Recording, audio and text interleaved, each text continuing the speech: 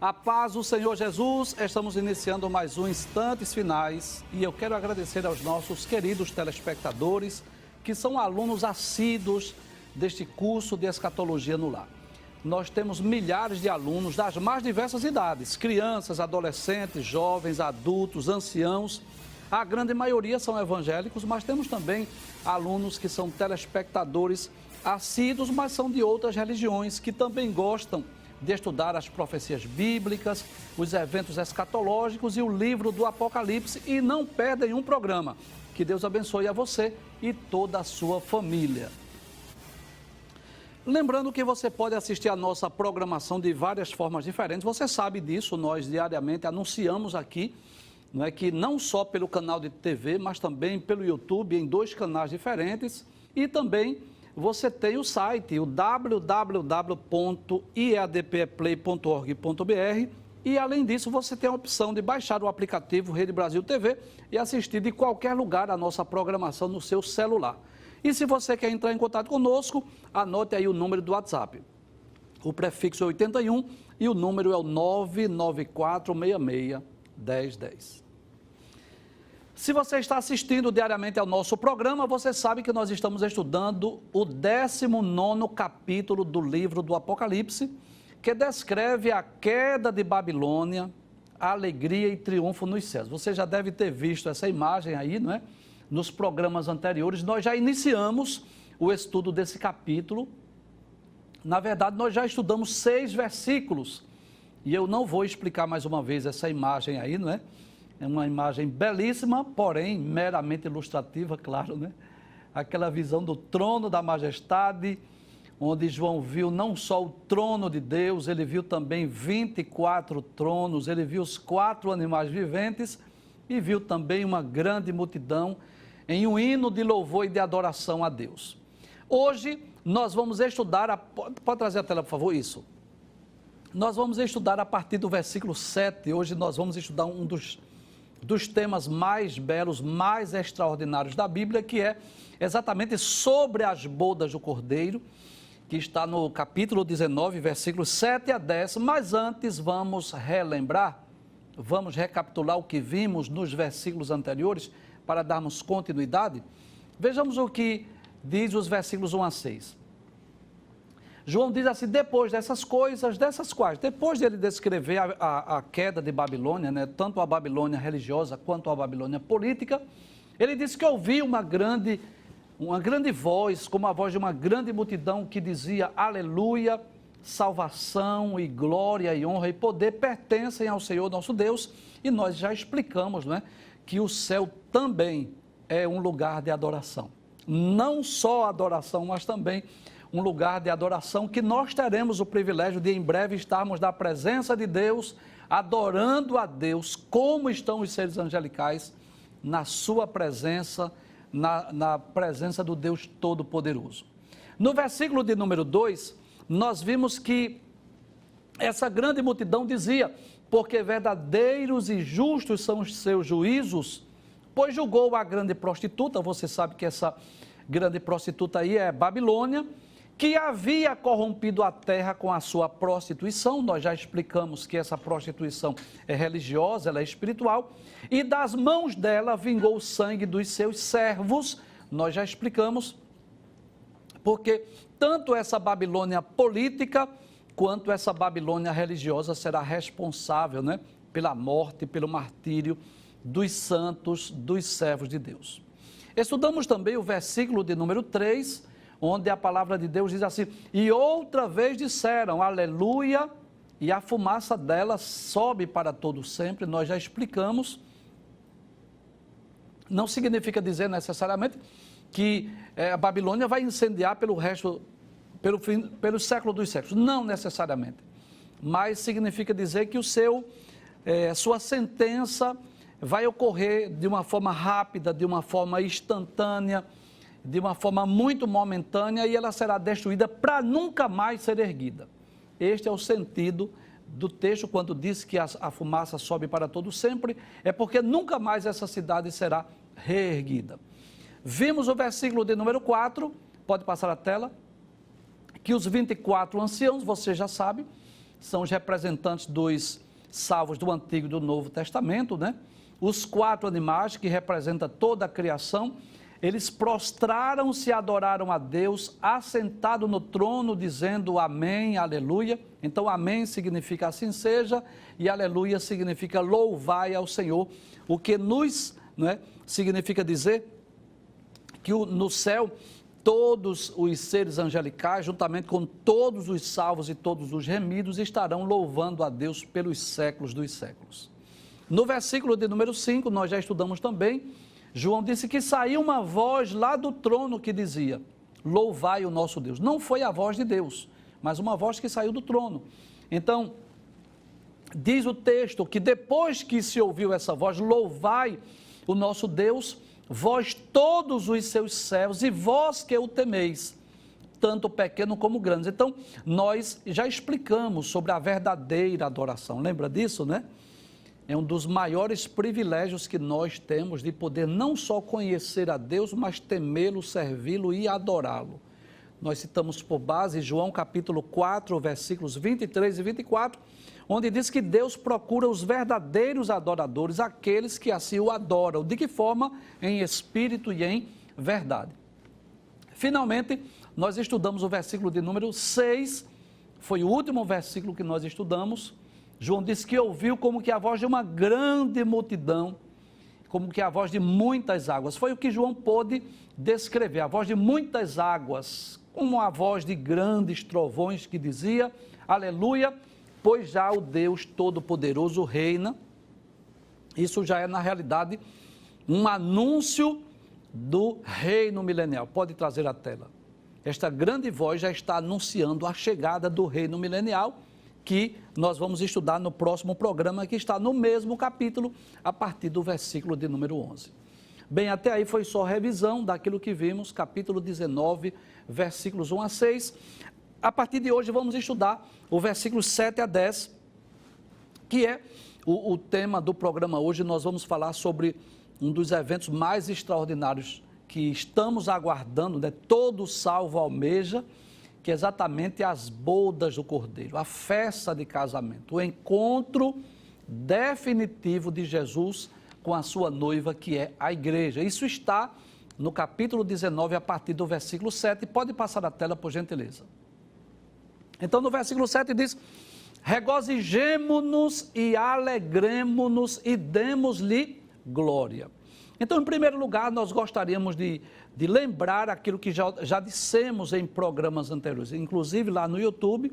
Se você deseja rever esse programa que nós gravamos, falando sobre as bodas do Cordeiro, essa união entre Cristo e a sua noiva, que é a sua igreja, nós já falamos sobre algumas características, já explicamos quando ocorrerá as bodas do Cordeiro, quanto tempo irá durar e quais são as características dessa festa de casamento. E só por esse texto, regozijemo-nos e alegremo-nos, nós podemos entender claramente que as bodas do Cordeiro, essa festa que ocorrerá no futuro, essa união entre Jesus e a sua noiva, que é a igreja, é uma festa de uma alegria incomparável. Veja que o texto deixa bem claro, regozijemo-nos e alegremo-nos. E eu posso dizer que é uma alegria incomparável, não há nenhum momento aqui na terra que nós possamos comparar com a alegria, com o gozo que nós teremos nessa festa de casamento, na celebração das bodas do Cordeiro. E por quê? Primeiro que nós já estaremos em corpos gloriosos e incorruptíveis. As bodas do Cordeiro irá ocorrer exatamente após o arrebatamento da igreja e após a entrega dos galardões lá no tribunal de Cristo. Então, enquanto na terra estiver ocorrendo o período sombrio da grande tribulação, enquanto que aqui na terra Deus estará executando juízo, julgamento, através da abertura dos selos, do toque das trombetas e do derramamento dos 7 cálices, a igreja estará sendo coroada, não é? Galardoada no tribunal de Cristo, estará participando desta celebração das bodas do Cordeiro. Então nós já estaremos em corpos gloriosos, já estaremos em corpos incorruptíveis, nós já estaremos livres, completamente livres dessa natureza caída e pecaminosa. Estaremos isentos de qualquer dor, de qualquer sofrimento, de qualquer tristeza, de qualquer mágoa, de qualquer rancor, de qualquer problema que existe aqui na terra. Você sabe disso. É muito bom viver. Viver é uma dádiva que Deus nos deu. É um presente que Deus nos deu, mas todos nós sabemos disso, que a vida aqui na terra, ela é cheia de altos e baixos. Todos nós enfrentamos os momentos de altos e baixos. Tem dias que estamos tristes, tem dias que estamos alegres, tem tempos que estamos com saúde, tem períodos que estamos doentes, às vezes estamos trabalhando, às vezes desempregados, às vezes está tudo bem na família, mas existe um momento que vem os dissabores, as intempéries da vida, os problemas de saúde, enfim, problemas familiares, e todos nós estamos sujeitos às intempéries da vida, às frustrações, às angústias, os momentos de dores e de sofrimento. Quando nós lemos a Bíblia, nós vamos perceber isso, que a vida cristã não nos isenta de luta, de adversidade, muito pelo contrário. O próprio Jesus disse isso: se alguém quiser vir após mim, negue-se a si mesmo, tome a cada dia a sua cruz e siga-me. Então, seguir a Cristo também fala de renúncia, também fala de sofrimento. Jesus deixou bem claro: no mundo tereis aflições. Então, essa é a verdade. Enquanto nós estivermos aqui neste mundo, nós não estaremos livres, isentos de dores e sofrimentos. Jesus não nos prometeu que essa viagem seria tranquila. Essa nossa jornada aqui, ela pode ser comparada com aquela peregrinação dos israelitas, dos hebreus, que saíram do Egito com destino à terra de Canaã. Então, surgiram naquela jornada, naquela caminhada, naqueles 40 anos, muitas adversidades, muitas provações, muitos desafios, muitos inimigos que surgiram. Mas observe que coisa interessante.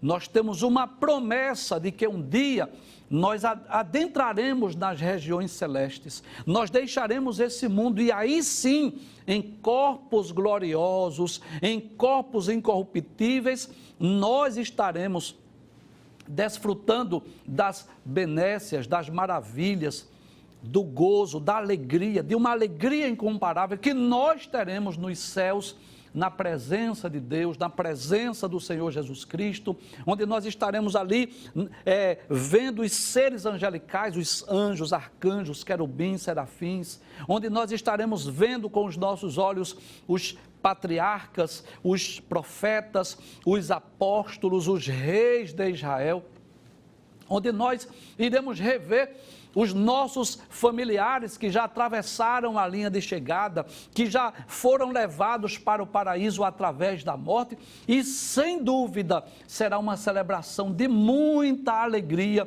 de uma alegria incomparável. Nós estaremos numa cidade onde não existem cemitérios, porque lá não existe morte, onde não existem hospitais, porque lá não tem doentes. Lá no céu não vai haver deficientes físicos, deficientes mentais, deficientes auditivos. Lá no céu ninguém vai ter problema de pandemia. Lá no céu não tem políticos corruptos. Lá no céu não tem dores, não tem tristeza, não tem problema de espécie alguma. É só gozo e alegria pelos séculos dos séculos. É por isso que o texto diz: regozijemo-nos, né? E alegremo-nos. Então, toda aquela multidão de pessoas que aqui na terra enfrentaram provas, lutas, adversidades, frustrações, decepções e tantos problemas, principalmente os mártires. Aqueles que foram martirizados estarão no céu desfrutando, né? Daquele momento de gozo, de celebração das bodas do Cordeiro. Por isso o texto diz: regozijemo-nos e alegremo-nos.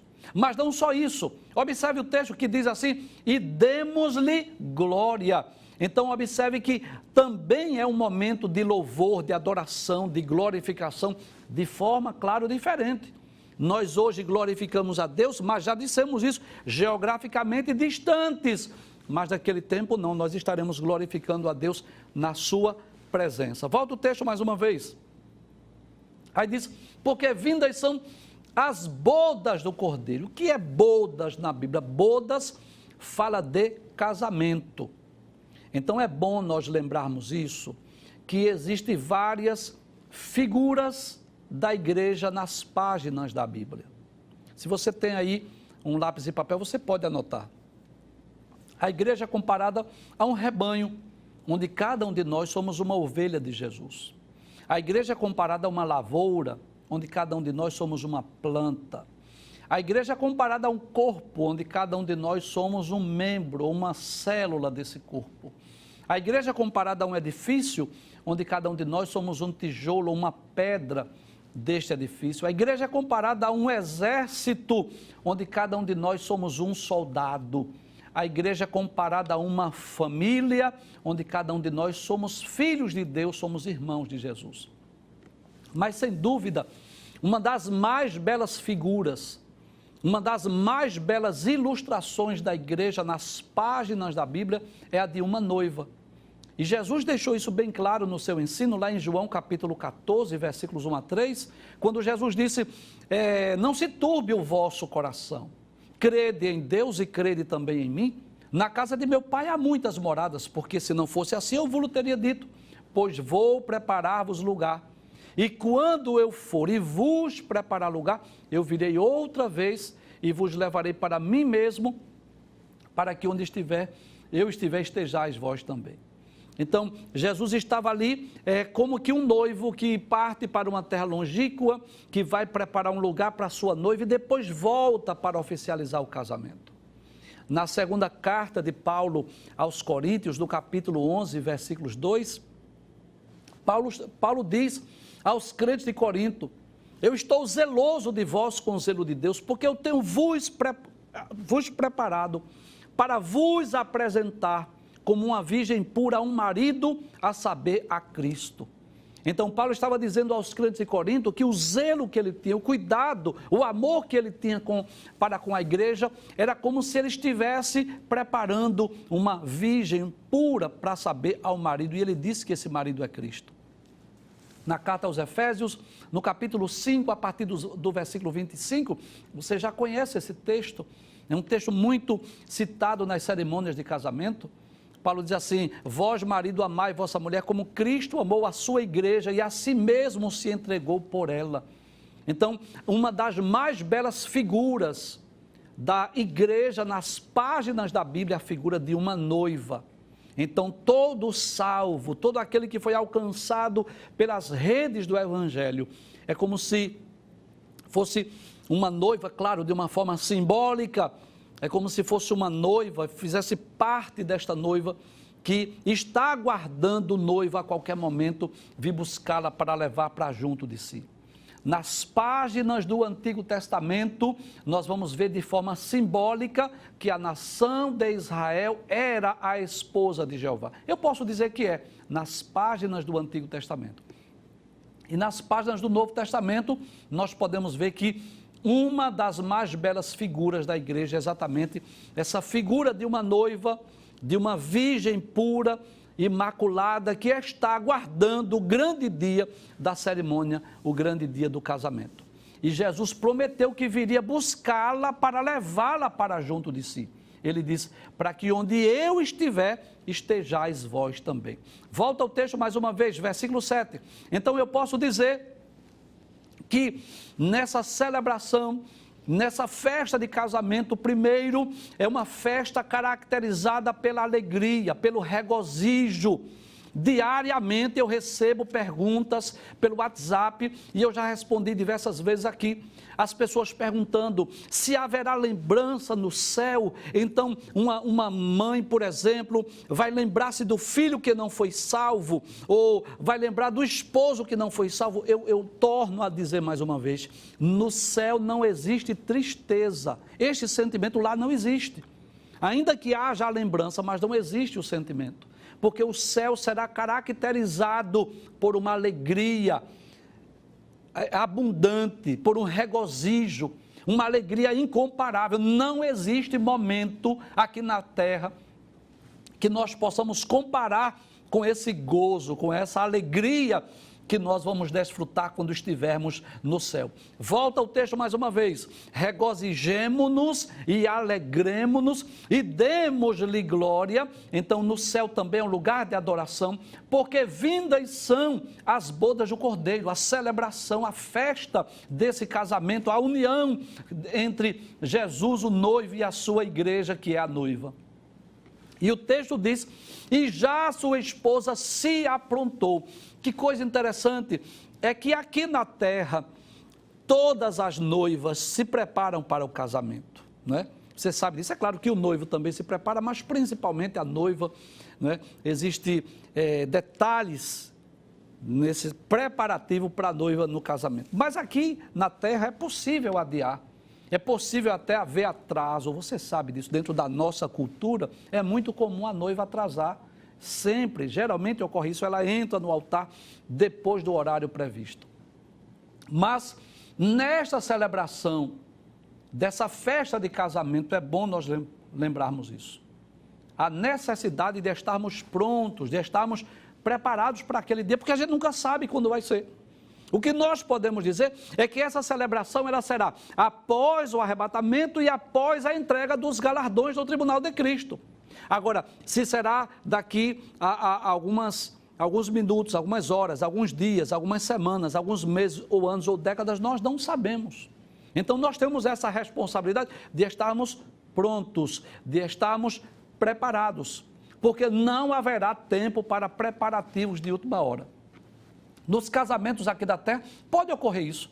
Alguém se preparou de última hora, correu, esqueceu de alguma coisa, corre, vamos preparar e de última hora preparar.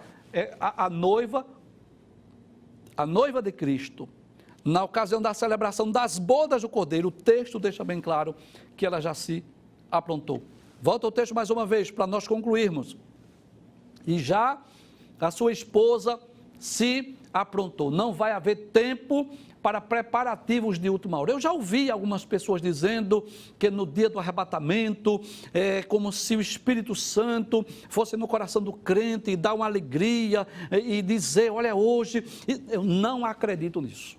Com muito respeito aos pregadores e ensinadores que ensinam isso, eu não sei baseado em quê, eu não acredito que haverá avisos de última hora. Eu faço inclusive menção aqui da parábola das 10 virgens e das parábolas do servo vigilante que Jesus proferiu no seu sermão profético, depois de falar sobre a sua vinda.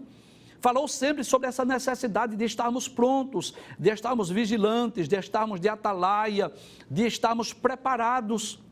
A parábola das 10 virgens, claro, embora a perspectiva ali seja judaica, eu não posso esquecer disso, mas é essa a lição que a igreja de Cristo pode extrair, que havia 5 virgens, não eram 10 noivas, você sabe disso, eram 10 virgens que iam acompanhar o cortejo à casa da noiva.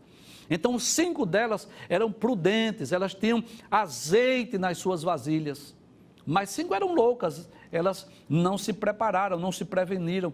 Então na hora que o noivo chegou, não havia azeite de reserva. Então é essa a mensagem da parábola, a necessidade de estarmos prontos, de estarmos de atalaia, de estarmos com azeite nas nossas vasilhas, esperando o noivo. Versículo de número 8, pode passar a tela por gentileza.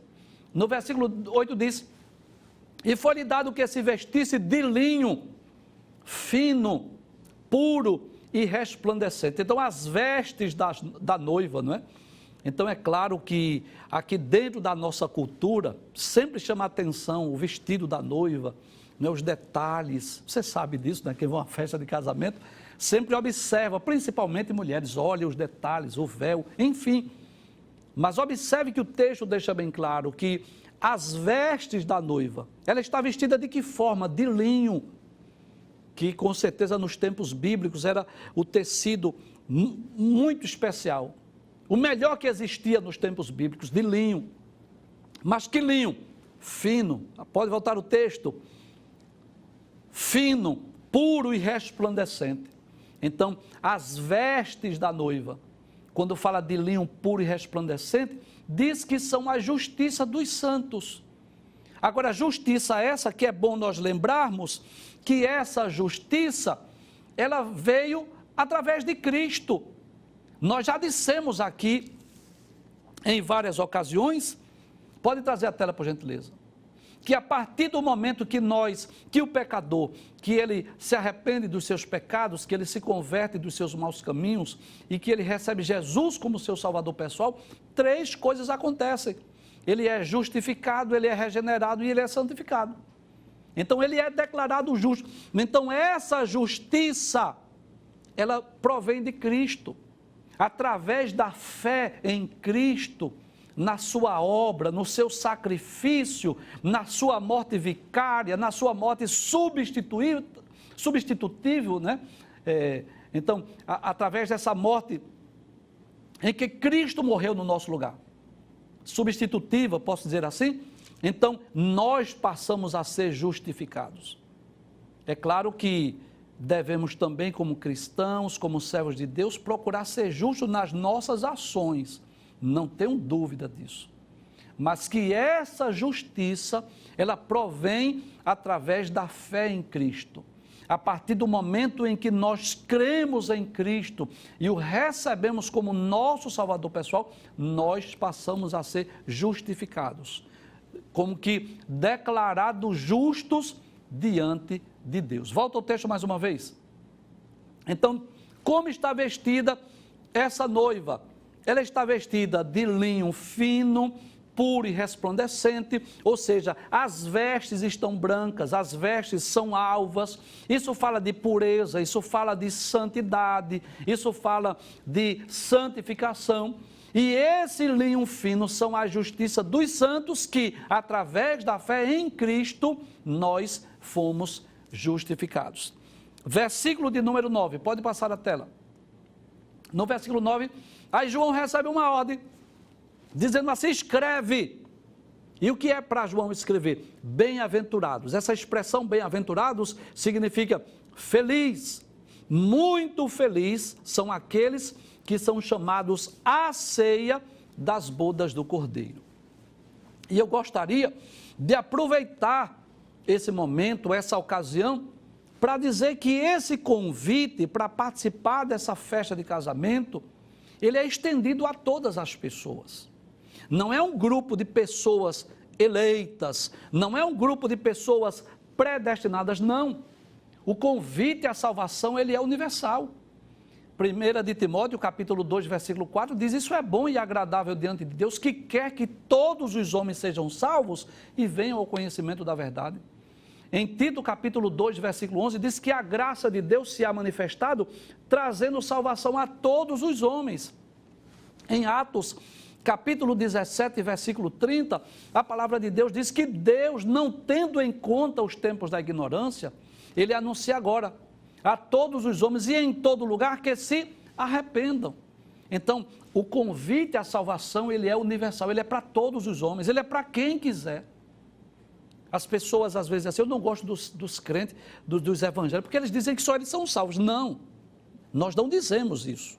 Nós dissemos que todo aquele que crer em Cristo e receber Jesus como seu Salvador e guardar os seus mandamentos, não é? Ele vai experimentar esses 3 processos que eu já falei, a justificação, a regeneração e a santificação, aí sim ele está salvo, graças à fé em Cristo. Mas nós não podemos dizer assim, só nós estamos salvos. Não, nós estamos estendendo o convite.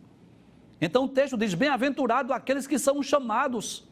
Veja aí, feliz é aquele que são chamados à ceia das bodas do Cordeiro.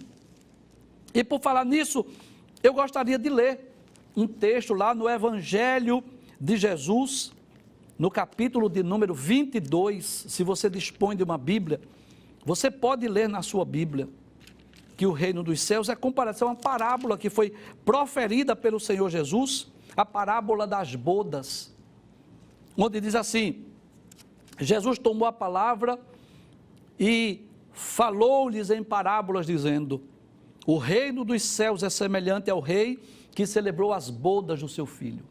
Então o rei representa quem? Deus o Pai. As bodas de seu filho, quem é o filho? Jesus. Versículo 3, e enviou seus servos a chamar os convidados para as bodas, e estes não quiseram vir. Quem não quis ir? Os judeus que rejeitaram, que não creram em Cristo, que renunciaram o convite à salvação. Aí ele começa a explicar. Depois enviou outros servos dizendo, dizei aos convidados, eis que tenho o meu jantar preparado, os meus bois cevados, já mortos, tudo está pronto, vinde às bodas. Porém, eles não fazendo caso foram, um para o seu campo, outro para o seu negócio, e outros, apoderando-se dos servos, os ultrajaram e mataram. Então, existem judeus que foram incrédulos, que não creram e que viveram a sua vida sem levar em conta o convite, mas teve aqueles que não só rejeitaram o convite, mas mataram os servos, como ocorreu, não é? Nos tempos passados, onde profetas e apóstolos foram mortos, onde o próprio Senhor Jesus foi morto. Versículo 7, e o rei, tendo notícia disso, encolerizou-se, e enviando os seus exércitos, destruiu aqueles homicidas e incendiou a sua cidade. Isso ocorreu no ano 70 da era cristã. Literalmente a cidade de Jerusalém foi destruída. Então disse aos seus servos, as bodas na verdade estão preparadas, mas os convidados não eram dignos. E depois as saídas dos caminhos, e convidai para as bodas a todos que encontrardes. E os servos, saindo pelo caminho, ajuntaram todos quanto encontraram, tanto maus como bons, e a festa nupcial ficou cheia de convidados. Então eu posso dizer que nós também hoje estamos convidando a todos aqueles que querem participar dessa festa de casamento, participar desta celebração, deste privilégio de ser um morador dos céus. Volta ao texto mais uma vez, versículo 9, bem-aventurados aqueles que são chamados à ceia das bodas do Cordeiro. E disse-me, estas são as verdadeiras palavras de Deus. Que coisa interessante, não são palavras humanas, de filósofos, de teólogos, de líderes religiosos, não. São palavras do próprio Deus, palavras dignas de crédito, que nós podemos crer, que nós podemos acreditar, que nós podemos confiar. Esta promessa de nós morarmos no céu, ela foi feita pelo próprio Deus, pelo próprio Senhor Jesus. Foi Jesus quem prometeu que viria nos buscar. E a Bíblia está repleta de textos que falam sobre esta promessa, sobre essa bendita esperança do salvo, de ser arrebatado deste mundo. É claro que quando nós falamos sobre esse tema, alguém não crê, alguém ridiculariza, alguém pergunta, quem já viu um homem que come feijão e charque e morar no céu? Parece um absurdo, eu não tenho dúvida disso, parece uma coisa sem lógica, mas lendo as páginas da Bíblia, nós podemos perceber claramente, que quando Noé anunciou o dilúvio, parecia também loucura. Muita gente não acreditou. Mas quando a arca estava pronta, que os animais entraram, que Noé entrou na arca com a sua família, fechou a porta da arca por dentro e Deus fechou por fora, choveu por 40 dias e 40 noites, e toda aquela geração morreu, só escapou Noé e a sua família porque estavam dentro da arca. Semelhantemente Ló, quando estava lá em Sodoma e Gomorra, que anunciou o juízo de Deus, que combateu os pecados daquelas pessoas nas cidades de Sodoma e Gomorra. E quando o anjo veio e anunciou a destruição, os genros de Ló, aqueles que iam possuir as suas filhas, também o tiveram como louco, como se Ló estivesse enlouquecendo. Eles não creram, eles tiveram uma oportunidade de sair da cidade com o seu sogro, até porque as moças que ele ia casar estavam também saindo, eles poderiam ao menos segui-las, acompanhar, mas tiveram como se Ló estivesse louco. E depois eles viram que realmente não era loucura, porque realmente aquela cidade foi destruída. E nós pregamos baseado, fundamentado na palavra de Deus, na maior esperança do salvo, na maior promessa dos crentes. Todos os salvos têm promessas que vão se cumprir nessa terra, mas a nossa maior esperança é que em breve nós deixaremos esse mundo para morarmos com Cristo no céu por toda a eternidade. Finalmente, o versículo de número 10. Volta o versículo de número 9, só para eu ler a última frase. Diz: estas são as verdadeiras palavras de Deus. Como que diz, eu posso acreditar, eu posso confiar, porque não são promessas humanas. As promessas humanas são falíveis, mas as promessas de Deus, elas não falham. Finalmente, versículo de número 10, pode passar. Aí diz que, diante destas declarações, João lançou aos pés do anjo para o adorar. Não é? Então, João pensou que poderia ou que deveria adorar aquele ser angelical, mas o ser angelical disse: olha, não faças tal. Ele diz: sou teu conservo e de teus irmãos que têm o testemunho de Jesus. Adora a Deus. E nós já dissemos aqui em outros programas que somente Deus é digno de louvor e de adoração. Somente Deus deve ser adorado. Inclusive, no capítulo 4 do Evangelho escrito por Mateus, quando Jesus foi tentado pelo diabo, o diabo fez 3 tentativas. Isso está no capítulo 4, versículos 1 a 10 do Evangelho escrito por Mateus. Primeira tentativa de Satanás, querendo colocar dúvida no coração de Jesus, ele disse: se tu és o Filho de Deus, manda que as pedras se transformem em pães. Jesus respondeu: nem só de pão viverá o homem, mas de toda a palavra que procede da boca de Deus. Ele fez a segunda tentativa. Ele disse: por que não te lanças do pináculo do templo? Porque está escrito que aos teus anjos dará ordem a teu respeito para te guardar em todos os teus caminhos. Satanás, ele usou a própria palavra de Deus, mas de uma forma errada, deturpando a palavra de Deus, induzindo Jesus à queda, ao erro. Mas Jesus lhe disse assim: também está escrito, não tentarás o Senhor teu Deus. Finalmente, a terceira e última tentativa de Satanás, ele disse a Jesus, o Filho de Deus: dar-te-ei os reinos e a glória do mundo, se prostrado me adorares. Em outras palavras, Satanás estava dizendo: por que ir à cruz? Por que morrer pelos homens? Eu posso te dar tantas coisas aqui da terra, eu posso te dar dinheiro, fama, não é? Prazeres, alegria, eu posso te dar tanta coisa, basta você me adorar. Mas Jesus disse: vai-te, Satanás, porque está escrito, só a Deus adorarás e só a Ele servirás. Então, somente Deus deve ser louvado, adorado e engrandecido. Nós respeitamos as autoridades políticas, religiosas, eclesiásticas, mas somente Deus é quem deve ser adorado. Finalmente, a última parte do versículo 10, aí ele diz: adora a Deus. Aí ele diz: porque o testemunho de Jesus é o espírito de profecia. O que significa essa frase? Volta mais uma vez. O que significa? O testemunho de Jesus é o espírito da profecia. Significa que o verdadeiro propósito, o verdadeiro objetivo da profecia é testemunhar de Cristo. Esse é o objetivo da profecia.